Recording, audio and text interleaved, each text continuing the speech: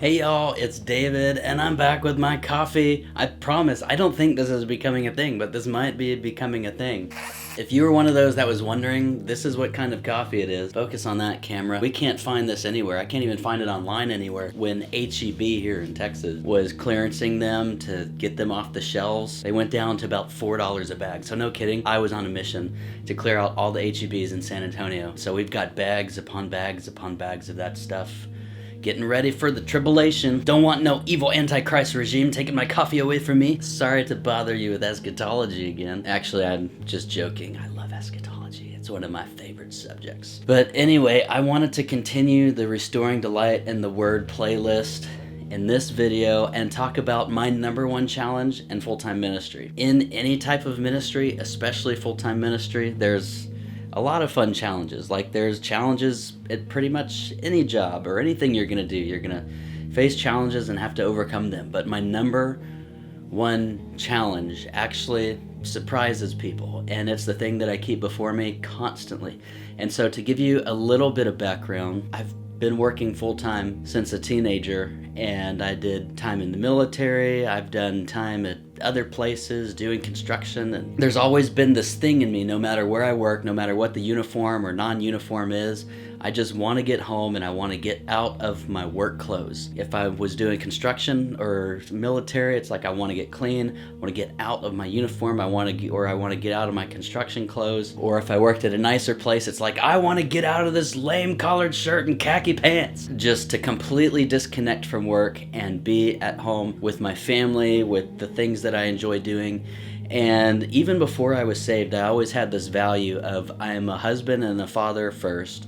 And what I do does not define me. What I do helps me to be a better husband and a better father. And so I've always had that mindset. And so that's why I've had a bunch of different types of jobs where I've been trying to figure out which one is the best one to help me be a husband and a father, because I don't care what I do. I'll do anything for 40 to 60 hours a week, and then just completely shut that off and be with my family. But the Lord called me into ministry a few years ago, and after I got saved, I began working with different ministries, and while I was working a full-time job and working in the ministry at the same time. Now here's one of the things that I miss about actually having a job that's not ministry is I remember the times that I had with the Lord during my lunch break, during my 15-minute breaks, just communing with Him and reading His Word or sitting silent before Him and just contemplating things of the Bible and the Spirit and God and the throne room. And I had some of the most amazing times with the Lord while I was at work.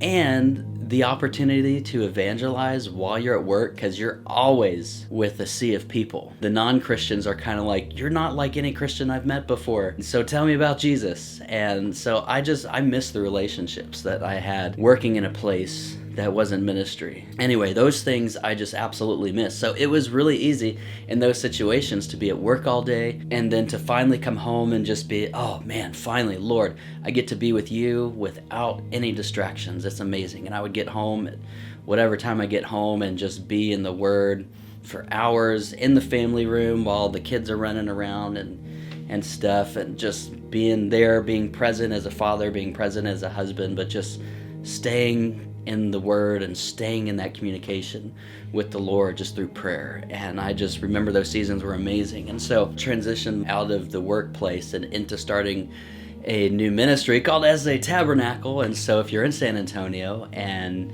you want to check out SA Tabernacle, you can join us for services there on Saturdays.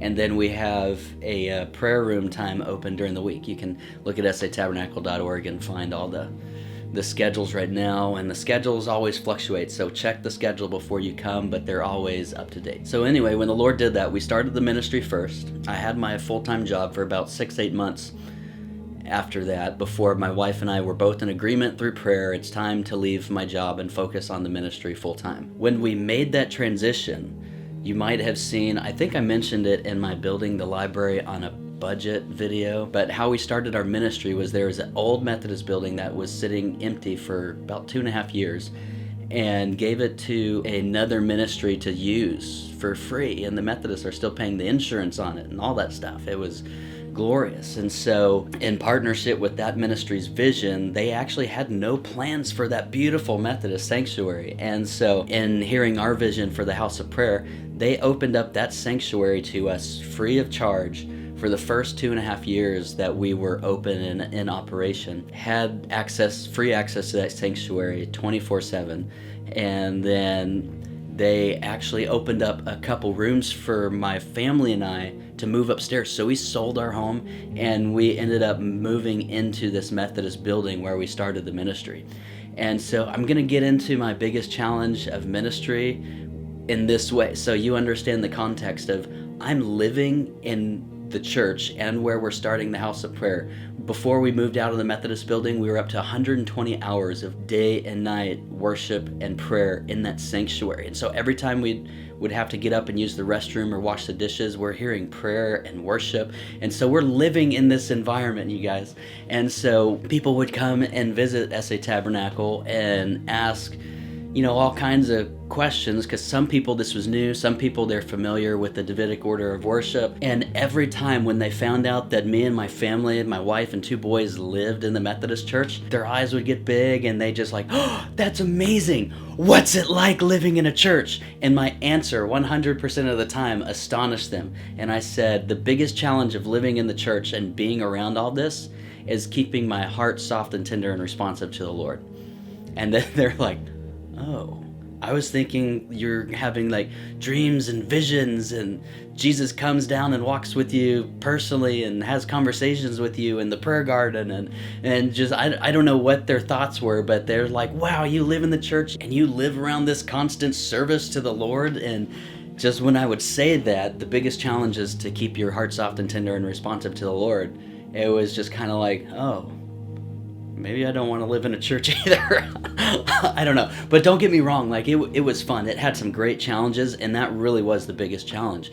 And so now that we're not in the Methodist building and we're still working, and I'm still working full-time at the ministry since then, with everything that's happened so far, the biggest challenge I've noticed as a full-time minister, because of my previous disposition of I just want to take my work clothes off and disconnect. And the issue is, when you're in full-time ministry, you don't take your work clothes off and you can't disconnect from the Lord. Like when you go on vacation to get away from the normal grind, it's a weird settle creeping in of thoughts and just feelings in the heart of, if I'm at the beach or if I'm in another state visiting family or friends or somewhere on vacation, it's like this thought, well, I should take a vacation from the Lord too, because He's my full-time work. And so being able to develop a relationship with the Lord without it feeling like work has just been an interesting dynamic for me to work through, because when I come home from the prayer room or I'm done writing the sermon, I don't want to be done being with the Lord. I want to talk to Him and cultivate that relationship. And so the biggest challenge remains the same, to keep a soft, tender heart that's responsive towards the Lord and to His Word, and that I wouldn't be closed off to His Word and feel like, oh, that's work. I remember after I got out of the military, 2 things that just drove me crazy after I got out is like, I'm not going to any more gun ranges and I'm not going to the gym. And it was just every time I was at the gym or a gun range, it felt like I was at work. And so I've been out for several years. I got out in 2008. I've been out long enough where I can go to the gym and I can enjoy the gun range and not feel so much like I'm at work. So anyway, that's just a huge challenge for me, is to not treat God like I treated the gun range, like I treated my work clothes, like I treated the gym, like I treated the collared shirt and khaki pants. It's like He's not my collared shirt and khaki pants. He's the lover of my soul. And keeping my mind engaged and my heart engaged with Him, and beating down the temptations and resisting just all those thoughts that would come and try to make Him my collared shirt and khaki pants and gun ranges and all that stuff. Like, the Lord is not work. And one of the things that I always keep before me is, in that season of working full time, every second I could get with the Lord, talking to Him, reading the Word, was just so valuable to me. Whether it was a break or I was at home for the day, that stuff was just so valuable to me. And I remember asking Him the question as a young Christian, like, Lord, I would just love a job where I could just read Your Word and talk to You all day long. I keep that prayer ever before me because he's, no kidding, brought me here. I get to lead a house of prayer in San Antonio, and he's put me into position where I get to read his word and talk to him all day, and fulfilled that dream of my heart. And it's amazing to me comparing my thoughts and feelings then and my thoughts and feelings now. And even though I'm older and I know some more things, it's like sometimes that past guy provokes me, man. And so I keep things that I've written, things that I've said, and honestly, I think maybe this video might be more for me in like 5 or 10 years, so I can go back to past Dave to say, hey, keep your heart alive. Anyway, so that's my biggest challenge. I don't know if that's a common thing or if this helps. This one's more geared towards leaders, or if you're aspiring to be more in a full-time ministry position, maybe this will give you a heads up of, hey, be on guard against this. Be on guard against a cold heart. Remember the Ephesian church, Jesus writes the first letter to them in Revelation chapter 2, and commends them for all the work they're doing. And he's like, yes, and you hate false doctrine. I hate that too. And you've tested false apostles and found them to be false. And you're doing a lot of really good work, but I have this against you. You've left your first love. Repent, do the things that you did at first, or else I'm coming to you and I'll take your lampstand.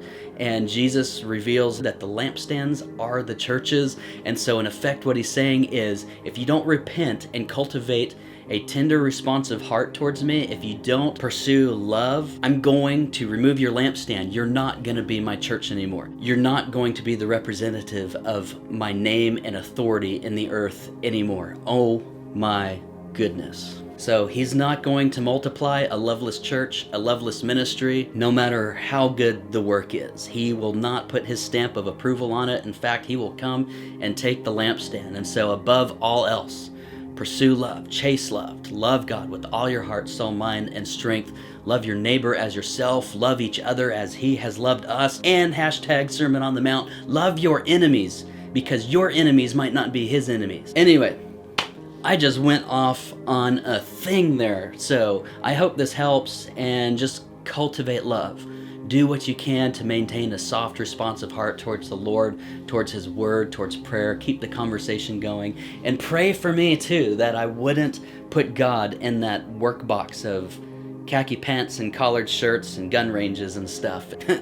Anyway, and then as a reminder for some of you, and might be new information for some of you, I'm recording an audio Bible and I record my own instrumental music. All of that is available at forloveoftheword.bandcamp.com. I'll put the link in the description, and you can go preview some of the instrumental music that I've written just for the purpose of, I think, what do I want to undergird my prayer and reading times to help me be there for long periods of time. So I want something repetitive but not boring, not too distracting, but again, not boring, lengthy, so it's not constantly changing the tune every 3 or 4 minutes. And so that's the reason behind my style. If you like the track and similar tracks like I have playing underneath my videos, my wife and I, we don't take a paycheck or any money from the ministry that we've started. And so everything we do to support us in full-time ministry is to raise our own support. And so just little things like the music, or my Patreon page where you can support me monthly for as little as $2 a month. And then you can follow the story of how the audio Bible's coming and get some devotionals and gear tips if you're a musician. And so I'll put that link in the description as well. It's patreon.com/David Lee Brown. Anyway, as always, thank you for watching this video, and I'll see you guys later. Bye.